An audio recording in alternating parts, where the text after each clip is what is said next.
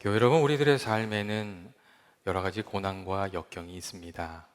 질병이나 실직이나 실패에서 오는 고난과 역경이 있고, 또 다툼이나 시련과 같은 인간관계의 문제에서부터 찾아오는 그런 어려움들도 있습니다. 그러한 어려움들 중에는 우리들의 실수나 잘못으로 인해서 시작된 것들도 있고, 또 우리가 어떻게 했느냐 하는 것과는 상관없이 갑작스럽게 우리들의 삶 속에 이렇게 쳐들어와서 우리를 힘들게 하는 그런 문제들도 있습니다. 예를 들어서 갑작스럽게 끼어든 차 때문에 일어나는 교통사고와 같은 것들, 그리고 코로나 바이러스와 같은 것들, 그런 것들은 우리의 잘잘못과 상관없이 우리들에게 찾아와서 우리를 힘들게 하는 그런 문제들입니다. 이런 문제들이 우리들의 삶을 흔들고 우리를 위기로 몰아갑니다. 특별히 이런 고난과 역경이 찾아올 때 우리가 이렇게 주의해야 할 점은, 우리들의 삶의 문제로 인해서 우리들의 영적인 위기도 함께 겪게 되는 그런 때가 많이 있기 때문입니다. 인생의 문제가 있을 때에 악한 영이 함께 역사해서 우리 인생의 문제를 가지고 우리들의 믿음을 흔들고 넘어지게 만드는 그런 경우가 많이 있습니다. 욥의 고난 뒤에도 악한 영의 역사가 있지 않았습니까? 우리들의 삶의 위기가 찾아올 때 그것을 이용해서 우리를 흔들려고 하는 일들이 일어난다는 겁니다. 어려운 일이 찾아오면 악한 영이 우리들의 마음에 의심을 불어넣습니다. 하나님이 사랑하신다면 어떻게 이런 일이 일어날 수 있는 것이냐고 의심을 불러일으키고 하나님의 사랑을 의심하게 합니다. 또한 사단은 하나님의 능력도 의심하면서 살아가게 합니다. 왜 이 문제가 해결되지 않는 것이냐고, 하나님께서 계시기는 한 거냐고 그런 의심을 또 불어넣습니다. 우리 삶의 고난과 역경이 찾아오면 이 악한 영들이 하나님을 의심하게 하고, 하나님이 우리를 사랑하시는 그 사랑을 의심하게 하고, 또 하나님의 능력을 의심하도록 그렇게 우리를 흔들어 댑니다. 그 결과 믿음의 길에서 우리를 떠나게 하는 것, 그리고 그릇된 길로 걸어가게 하는 것, 세상적인 방법을 택하게 하는 것, 그게 악한 영들이 하는 일입니다.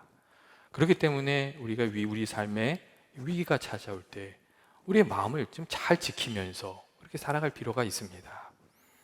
오늘 본문에 나오는 다윗도 인생의 큰 위기를 겪었던 그런 사람이었습니다. 다윗은 자신의 생명을 노리는 원수들의 핍박으로 인해서 큰 공경에 처해 있었습니다. 오늘 우리가 같이 읽진 않았지만 16절 말씀을 보면, 주여 나는 외롭고 괴로우니 내게 돌이키사 나에게 은혜를 베풀어 주소서 하는 그런 구절이 있고, 17절에는 내 마음에 근심이 많사오니 나를 고난에서 끌어내소서 하는 간청이 있습니다.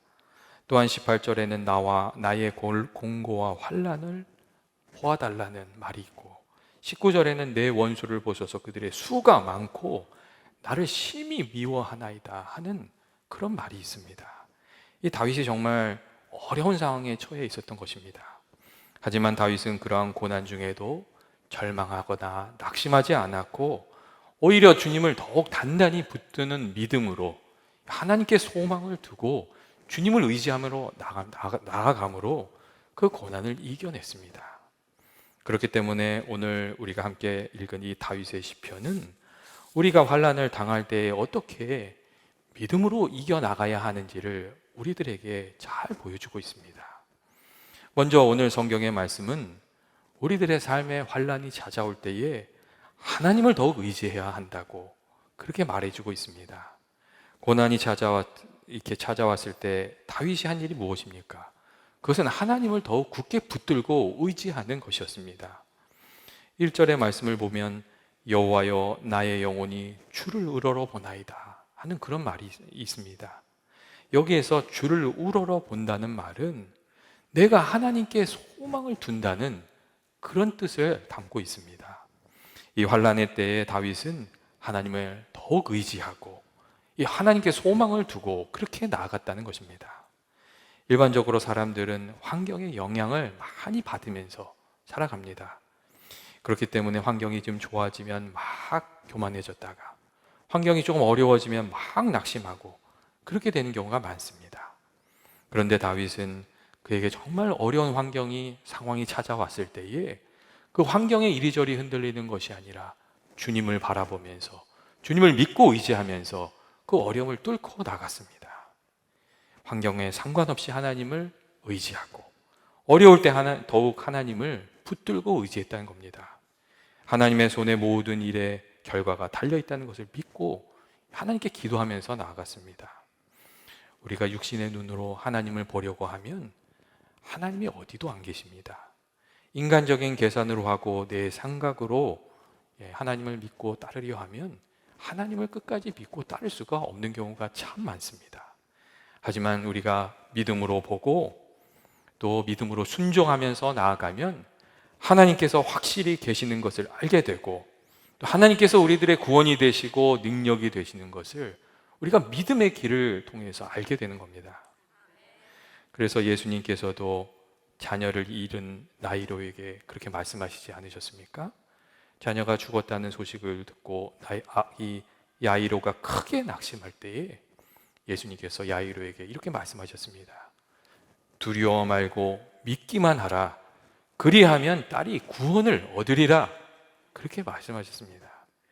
예수님께서는 이 말씀으로 예수님께서 소망이 되어 주시는 분이라는 것을 말씀해 주셨고 또 예수님께 소망을 두고 나아가면 하나님께서 우리들의 능력이 되어 주시고 은혜를 베풀어 주신다는 것을 확실히 보여주셨습니다. 여러분, 우리가 믿고 의지할 소망이 어디에 있습니까? 우리의 소망이 하나님께 있고 우리를 사랑하셔서 십자가를 지신 예수님께 있습니다.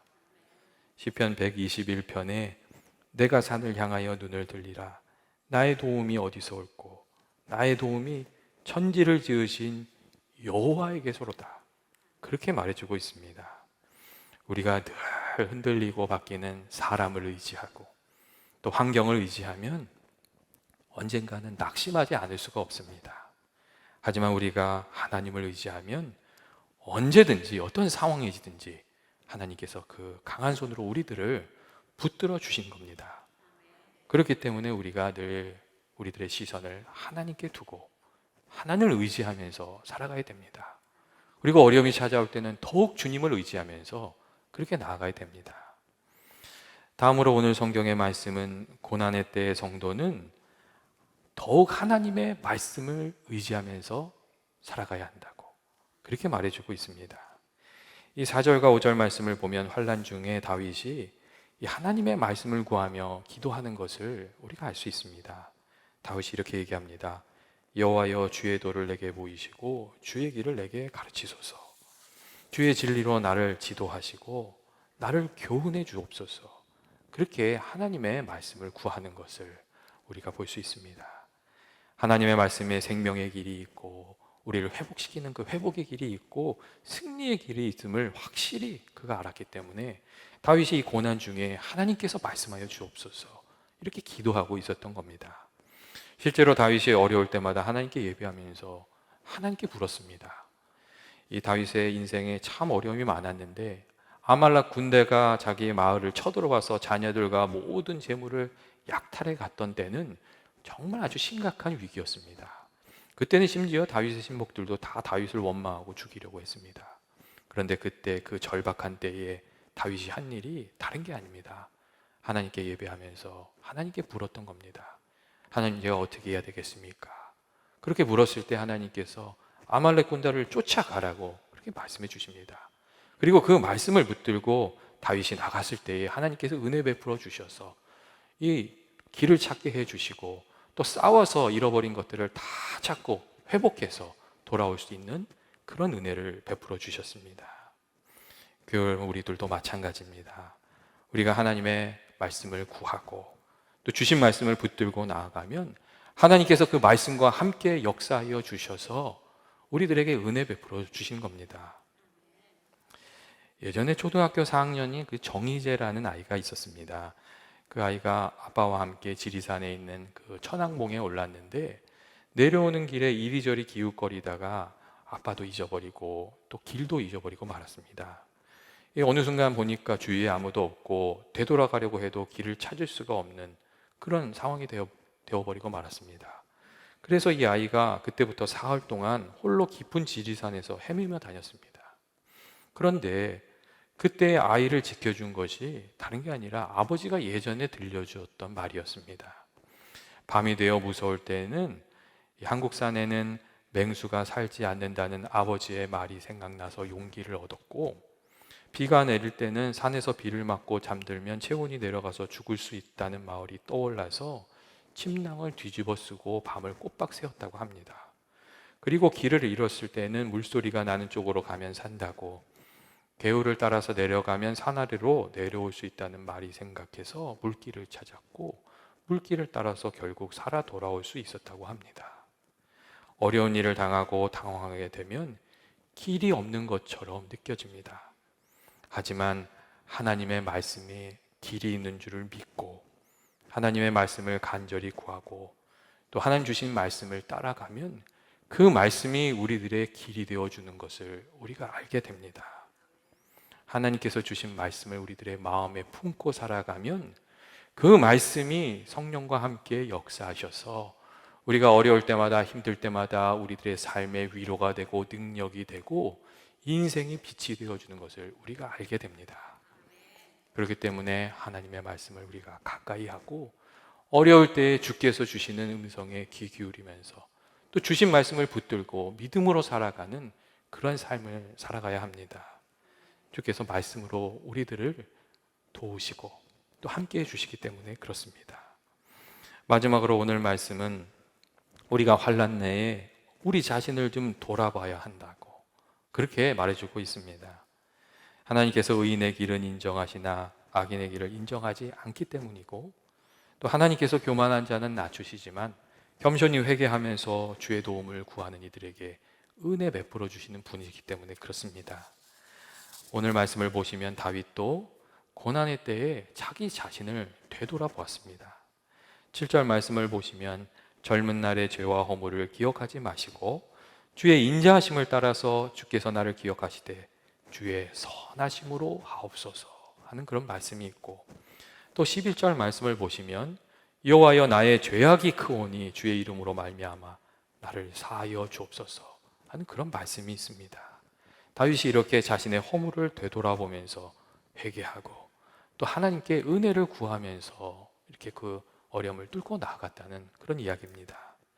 때때로 하나님께서 고난과 시련을 통해서 우리들에게 말씀하십니다. 우리의 부족함을 되돌아보게 하시고 또 우리가 은혜 받기에 합당한 사람이 될 수 있도록 우리들을 그렇게 준비시켜 가십니다. 그런데 우리가 이상하게도 본성적으로 우리들의 죄와 허물을 잘 인정하지 않으려는 그런 부분이 있습니다. 어떻게든 다른 사람에게 책임을 전가하려고 하고 또 그렇게 하지 못할 때는 어떻게든 자기 잘못을 합리화시키려고 하고 그런 부분이 있습니다. 다른 사람 탓을 하고 또 환경을 탓하고 사회의 책임을 돌리고 그런 부분이 있습니다. 여러분, 아담과 하와도 그렇게 하지 않았습니까? 하나님께서 금하신 선악과를 따먹고 자신들의 잘못이 드러났을 때에 이 핑계를 대느라고 아주 정신이 없었습니다. 아담은 하나님과 하와에게 책임을 돌렸고 하와는 뱀에게 또 자기 죄의 책임을 돌렸습니다. 여러분, 근데 오늘날도 마찬가지입니다. 사람들 중에 자기 자신을 솔직하게 인정하는 경우가 정말 많이 드뭅니다. 그런데 우리가 정말 하나님의 도우심을 받고 은혜 가운데 살아가려면 그런 방법은 안 되는 겁니다.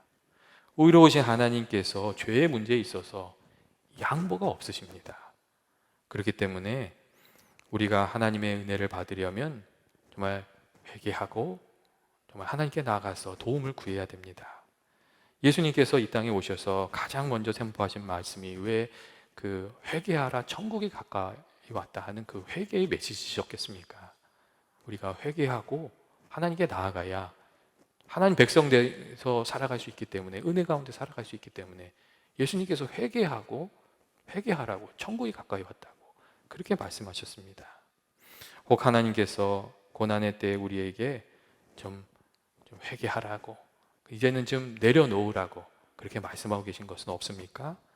만약 하나님께서 그렇게 말씀하시는 것이 있다면 하나님께 회개하고 생각을 바꾸고 마음을 바꾸고 삶을 바꿔서 하나님과의 관계가 좀 가까워지고 또 우리의 죄와 허물로 인해서 좀 묶여있던 것들이 풀려지고 하나님의 귀한 은혜를 경험하게 되는 저와 여러분이 되시길 주의 이름으로 축원드립니다. 이 신앙인이 문제를 해결해 가는 방법이 거기에 있습니다. 제가 마지막으로 한 가지 이야기만 좀 나눴으면 좋겠습니다. 예전에 미국의 이 우주왕복선 컬럼비아호가 지구로 귀환하던 중에 이 폭발 사고가 나서 8명의 우주인이 다 이렇게 죽어 목숨을 잃었던 그런 때가 있었습니다. 그리고 이 가이드 포스트에 그때 목숨을 잃었던 우주조종사 리게 아내 그 에블린의 이야기가 실린 적이 있었습니다. 근데 그 내용이 이렇습니다. 1월 16일 날 리게 아내 에블린이 2주만 지나면 남편이 우주에서 돌아와서 자기를 안아줄 것을 기대하면서 우주 왕복선이 이륙하는 것을 지켜보았다고 합니다.